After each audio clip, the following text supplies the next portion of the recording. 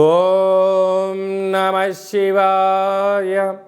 నమో నారాయణాయ. ఓం శ్రీ కర్మ నివారణ కాల భైరవాయ నమో నమః. ఓం వజ్రణకాయ విద్మహే తీక్ష్ణ దగ్గుస్థాయ ధీమహి తన్నో నవనారసింహస్వామి ప్రచోదయాతు. హరి ఓం.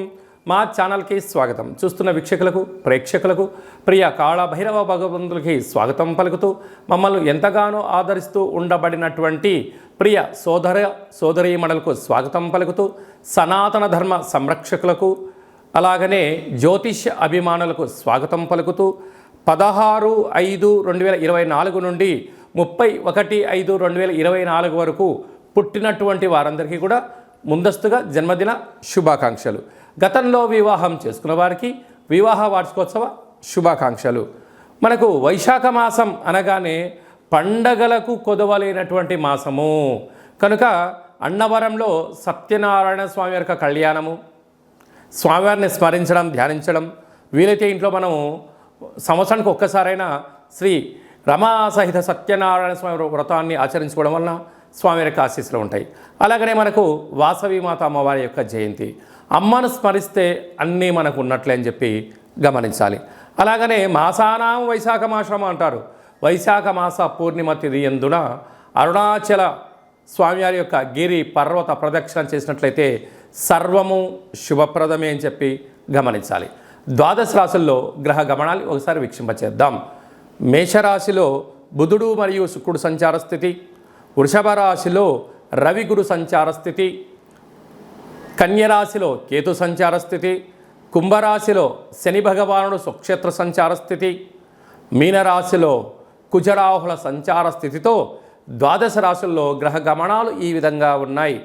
12 సంవత్సరముల తర్వాత శుక్ర భగవానుడు స్వక్షేత్రమైనటువంటి వృషభ రాశిలోకి ఈ 20వ తారీఖున మే నెలలో సంచరించడం జరుగుతుంది.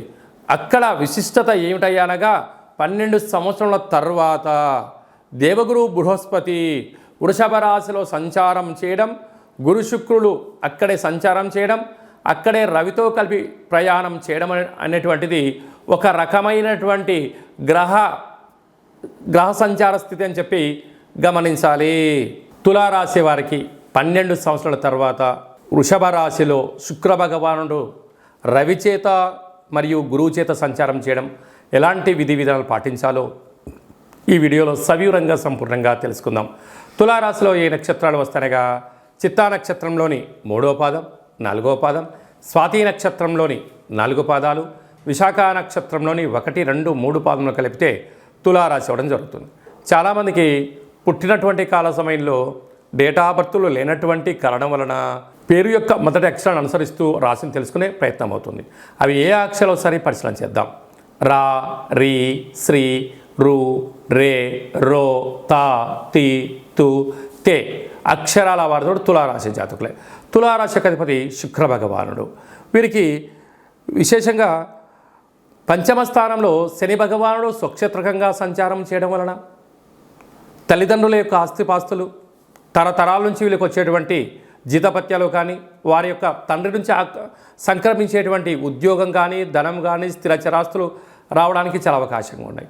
నూతనంగా వివాహమైన దంపతులకు పుత్రికా సంతాన యోగం. సంతానం కలిగినటువంటి దంపతులు వారి యొక్క పిల్లల చదువులు, అభివృద్ధి, విదేశయానము, స్థిరమైనటువంటి జీవన విధానంలో తల్లిదండ్రులు విజయం వారి సొంతం కాబోతారని చెప్పి గమనించండి. 6వ స్థానంలో కుజరాహుల సంచార స్థితి ఉండడం వలన భూములు, రియల్ ఎస్టేట్ వ్యాపారాలు, గృహాలు, క్రయ విక్రయాలు యోగదాయకం.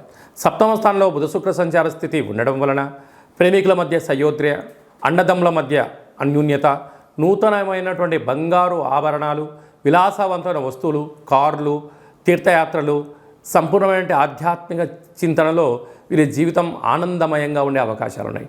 కాకపోతే ఈ 20వ తారీఖు నుండి శుక్ర భగవానుడు వృషభ రాశిలో స్వక్షేత్రకారకంగా సంచారం చేయడం, అక్కడే రవి, అక్కడే 12 సంవత్సరాల తర్వాత గురువు చేత శుక్రుడు సంచారం చేయడం వలన రవిచేత గురువు కలిసిన, రవిచేత శుక్రుడు కలిసిన మౌఢ్యమి అంటారు.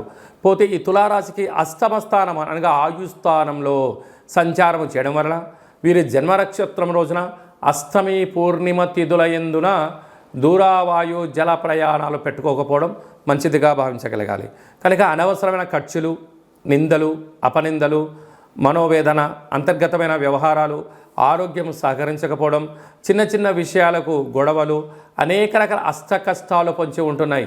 మీరు ఏదైనా మాట్లాడితే ఎదుటి వ్యక్తులకు అది వక్రీకరించి వినపడడం వల్ల రామ అన్న కూడా బూతులాగా వినపడే పరిస్థితి ఉంటుంది.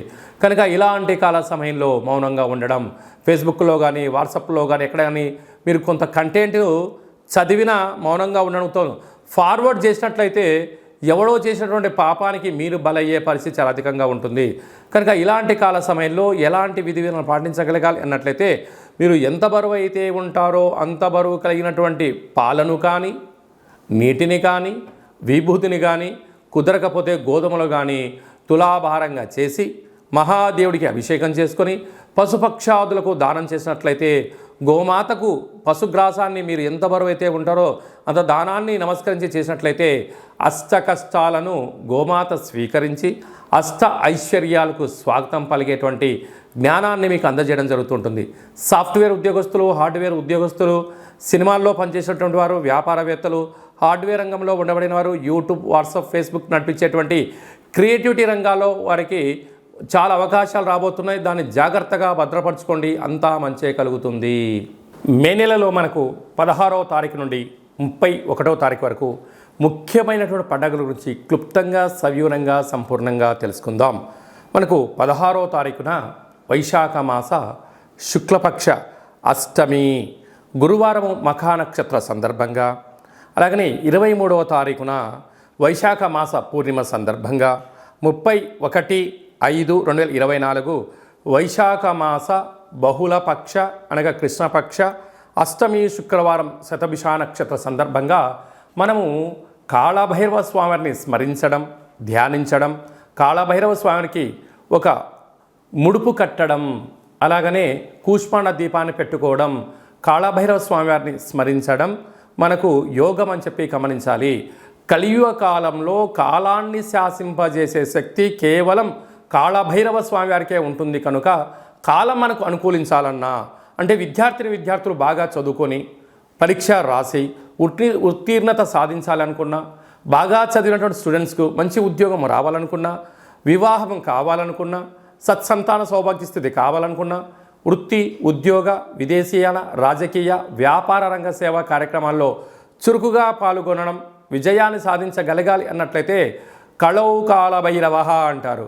కలియుగ కాలంలో కాళభైరవ స్వామిని స్మరించడం వలన సకల భూత, ప్రేత, పిశాచ, బ్రహ్మర, యక్షర, యమదూత, శాకిని, డాకిని గ్రహబంధనాలు, సంచిత ప్రారబ్ధ ఆగమిక కర్మలు తొలగిపోయి నరదృష్టి నివారణ కలిగి అన్నింటా విజయం, అన్నింటా విశేషమైనటువంటి వ్యాపార ఆకర్షణ, విద్యా ఆకర్షణ, జ్ఞానాకర్షణ కలిగి జీవితం సువర్ణమయం అవుతుందని చెప్పి గమనించగలగాలి. వీలైతే మీరు ఇంట్లో కాళభైరవ స్వామికి పూజా కార్యక్రమం ఆచరించుకోండి.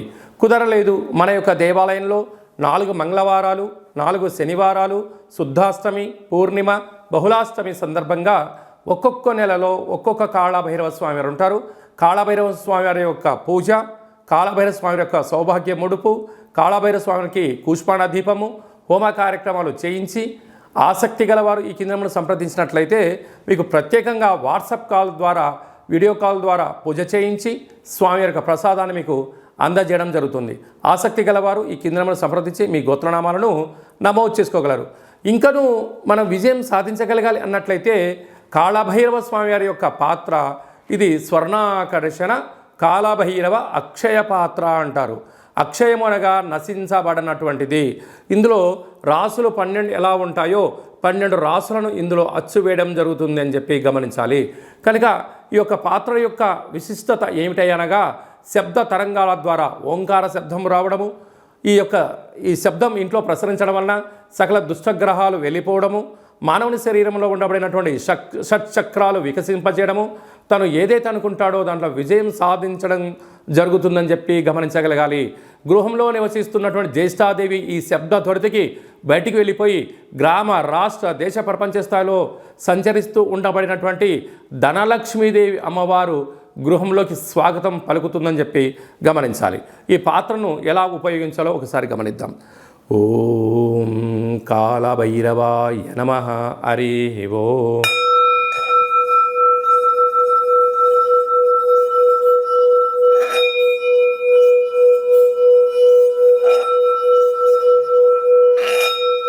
ఈ శబ్ద తరంగాల ద్వారా అద్భుతమైనటువంటి శక్తి, అతీంద్రియ శక్తి, అంతరిక్షంలో ఉండబడినటువంటి సూర్య చంద్రాదుల శక్తి కలిగి మనం ఏదైతే అనుకుంటామో అన్నింటా విజయం మన సొంతమవుతుందని చెప్పి గమనించాలి. ఈ అక్షయ పాత్రతో పాటు కాళభైరవ స్వామి యొక్క పిరమిడ్ని, డాలర్ని, కంకణాన్ని ఏర్పాటు చేయించి మీకోసం ప్రత్యేకంగా కాళభైరవ హోమ కార్యక్రమం చేయించి వీడియో కాల్ ద్వారా చూపించి నక్షత్రాలు 20 ఎలా ఉంటాయో 27 రకాల వస్తువులతో దిష్టి తీయించి మీకు మంచి ఐశ్వర్యాన్ని ప్రసాదించడం జరుగుతుంది. కనుక ఆసక్తి గలవారు ఇంటింటా కాళభైరవం అనేటువంటి అక్షయపాత్ర కార్యక్రమంలో పాల్గొందాం. ఐశ్వర్యాన్ని సొంతం చేసుకుందాం. అష్ట కష్టాలను దూరం చేసుకుందాం. అదే కాకుండా మీ వ్యక్తిగత జాతకం తెలుసుకోవాలనుకుంటున్నారా?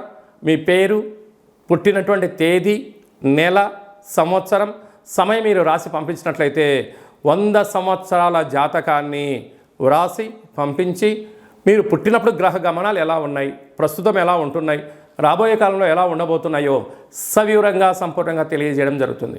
చాలామందికి పుట్టినటువంటి కాల సమయంలో డేటా ఆఫ్ బర్త్లు లేనటువంటి కారణం చేత పేరు యొక్క మొదటి అక్షరాన్ని అనుసరిస్తూ రమణ శాస్త్రం ద్వారా మీకు రాశిని తెలియచేస్తూ కాళభైరవ ఉపాసన చేత భూత, భవిష్యత్, వర్తమానాన్ని తెలియజేయడం జరుగుతుందని చెప్పి గమనించాలి. ఆసక్తి గలవారు ఈ కింది నెంబర్ని అపాయింట్మెంట్ తీసుకొని సంప్రదించగలరు.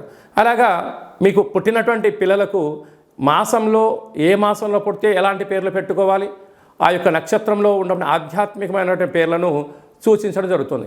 మీ అబ్బాయి కానీ అమ్మాయి కానీ వివాహం అవ్వడం లేదా, జాతకంలో ఎలాంటి యోగాలు ఉన్నాయి, ఎలాంటి దోషాలు ఉన్నాయో తెలుసుకొని ఆ వివాహ ప్రయత్న కార్యక్రమంలో విజయం సాధింపచేయడము, అదే కాకుండా వచ్చినట్టు వధువు వరుడు యొక్క గ్రహమైత్రి పరిస్థితి ఎలా ఉంటుంది, వీరికి కలిగే అద్భుతాలు, గ్రహయోగాలు కూడా తెలియజేయడం జరుగుతుంది.